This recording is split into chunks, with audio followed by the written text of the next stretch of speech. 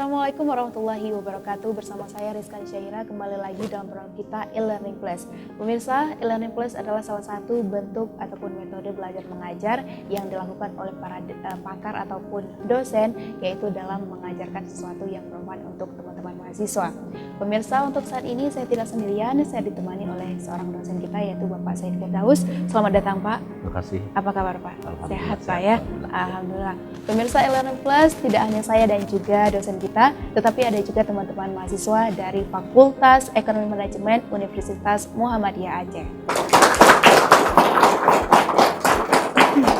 Kita ucapkan selamat datang untuk teman-teman mahasiswa dari Fakultas Ekonomi Manajemen Universitas Muhammadiyah Aceh. Dan untuk memulai sebuah e-learning plus ini Pak, kita hari ini belajar tentang apa nih Pak? Insya Allah kita akan belajar tentang manajemen by exception. Exception Pak ya. Oke. Pemirsa e-learning plus dan juga teman-teman mahasiswa, mari kita simak pemaparan tentang manajemen by exception yang akan dipaparkan oleh Bapak Said Firdaus. Silakan Pak. Terima kasih Kak Rizka. Bismillahirrahmanirrahim. Assalamualaikum warahmatullahi wabarakatuh. Adik-adik para yang cantik-cantik, yang ganteng-ganteng pada hari ini ya. Selamat ketemu kembali kita pada pertemuan kali ini. Hari ini kita mencoba membahas masalah manajemen by exception. Di dalam kita melakukan konsep produksi di suatu perusahaan, kita selalu melakukan ada namanya target ya, atau pencapaian sesuatu. Dan di banyak hal, kadangkala pencapaian tersebut tidak selalu sesuai dengan apa yang kita inginkan.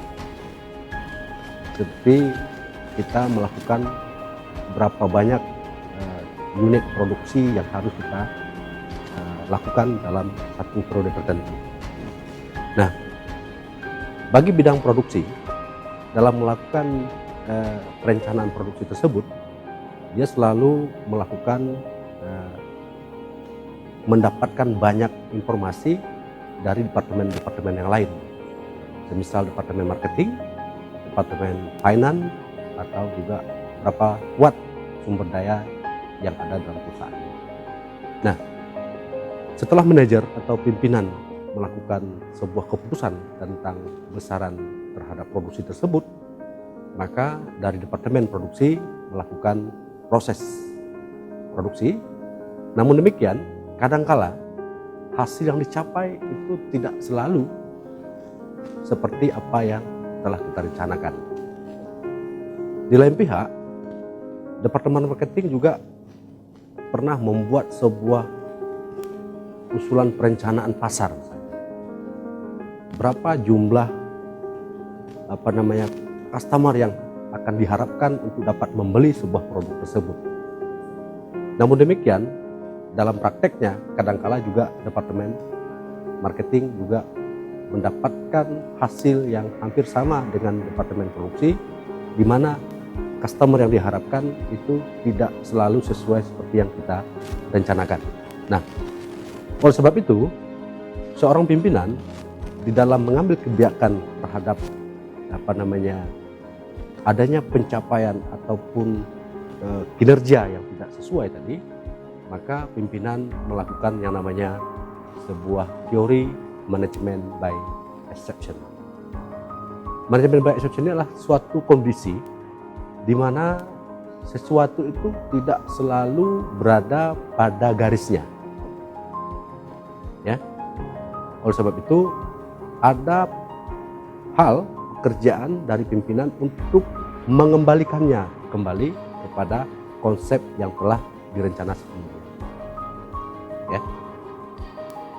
Ada pekerjaan memang yang kita lakukan itu melebihi dari target. Ada juga pekerjaan yang kita lakukan kadangkala tidak mencapai target. Kelebihan dan tidak tercapainya itu juga sama-sama dia tidak berada pada garisnya.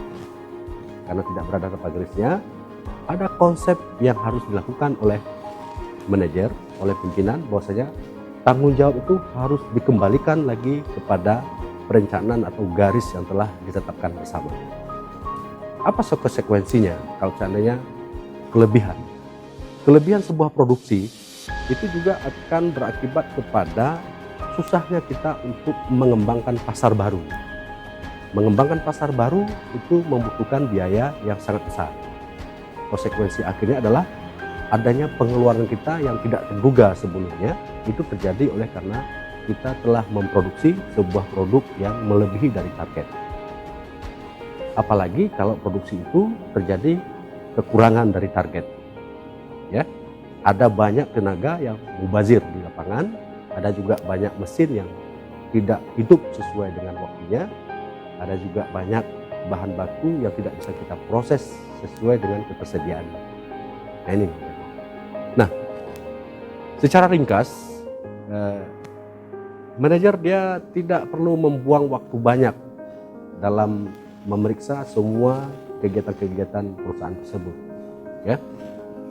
Dan manajer juga akan lebih fokus untuk melihat bagaimana peluang-peluang di luar sana, ya. Dan yang ketiga, perhatian manajer bisa dipusatkan kepada hal-hal yang bisa mendatangkan nilai-nilai tambah bagi perusahaan. Nah, agar manajer tidak selalu mengawasi pekerjaan-pekerjaan di internal perusahaan, maka perlu ada manajemen by exception yang berafiliasi dengan sistem informasi berbasis komputer. Ya, misal kalau Anda punya absen di kantor, apabila dilakukan secara manual, mungkin ada satu security yang perlu untuk menjaga apakah karyawan tersebut betul-betul datang tepat pada waktunya atau mengisi absen tersebut sesuai dengan ketentuan. Tetapi dengan adanya sistem informasi berbasis komputer sekarang, contoh absen pager, itu dengan demikian tidak perlu ada security lagi yang buang-buang waktu memantau agar memang si karyawan itu bisa tepat waktu, rekam semuanya. Nah, oleh sebab itu, karena adanya sistem informasi berbasis komputer yang dilakukan oleh manajer melalui konsep manajemen by exception tadi, maka ada sebahagian tugas manajemen itu yang telah diambil alih oleh sistem informasi berbasis komputer. Nah, inilah sekarang banyak perusahaan sudah mulai mengembangkan model-model tersebut. Bagaimana dia merekam data di setiap departemen. Bagaimana departemen itu bekerja dengan simpul sistem informasi yang hanya didapat bagian sistem informasi berbasis komputer. Tidak lagi melakukan secara konvensional. Seperti demikian secara ringkas penjelasannya, nanti akan berkembang pada saat kita diskusi bersama. Demikian. Saya kembalikan ke Kak Rizkan. Oke, kita kasih aplaus dulu dong untuk Pak Said ya. Berarti Pak, manajemen by exception ini adalah suatu kondisi ya, yang tidak selalu berada di dalam posisinya ya. Jadi tugas manajemen ini adalah untuk mengembalikan posisi itu berada di posisi semula gitu ya. Oke, ini berat nih ya, fungsi dan tugas dari manajemen ini sendiri nih pemirsa. Oke, baik pemirsa e-learning plus dan juga teman-teman mahasiswa. Setelah ini nanti kita akan adanya sesi tanya jawab ya. Silakan bertanya nanti di sesi yang kedua. Silakan untuk menyiapkan pertanyaannya. Namun pemirsa jangan kemana-mana, kita akan tetap kembali. Namun setelah jeda berikut ini tetap di e-learning plus.